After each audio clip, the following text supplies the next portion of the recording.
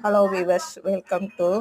நான் இப்போ புளிக்காய் எப்படி செய்கிறது, நாங்கள் எங்கள் வீட்டில் லெமன் ரைஸ் செஞ்சோம். அதுக்கு புளிக்காய் செய்வேன். அது எப்படி செய்கிறதுன்னா, கடுகு உளுந்தம் பருப்பு, 2 வெந்தயம், கருவேப்பிலை, வெங்காயம், பச்சை மிளகா, பெருங்காயத்தூள் எல்லாத்தையும் போட்டு நல்லா நல்லெண்ணெய் ஊற்றணும். நல்லெண்ணெய் ஊற்றி நல்லா வதக்கணும்.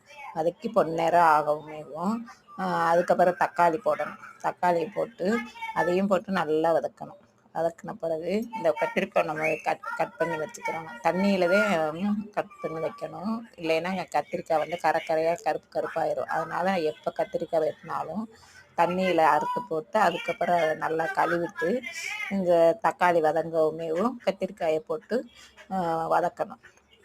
வதக்கிட்டு அதுக்கப்புறம் கொஞ்சோண்டு மஞ்சத்தூள், மல்லித்தூள், நான் வீட்டில் அரைச்சி வச்சுருக்கேன் குழம்பு மசால் தூள், அது கொஞ்சம் போட்டு கொஞ்சம் போல் புளி, கத்திரிக்காயை போட்டு அப்படியே நல்லா வதக்கணும். வதக்கின பிறகு கொஞ்சம் போல் மஞ்சத்தூள், பெருங்காயத்தூள், மல்லித்தூள், நான் வீட்டில் அரைச்சி வச்சுருக்கேன் மசால் பொடி, அந்த பொடியும் போட்டு நல்லா வதக்கிட்டு கொஞ்சம் புளியை கரைச்சி புளி கரைச்சல் ஊற்றணும். லைட்டாக கொஞ்சமாக ஊற்றணும். ஊற்றி அப்படியே நல்லா கொதித்து வேகணும்.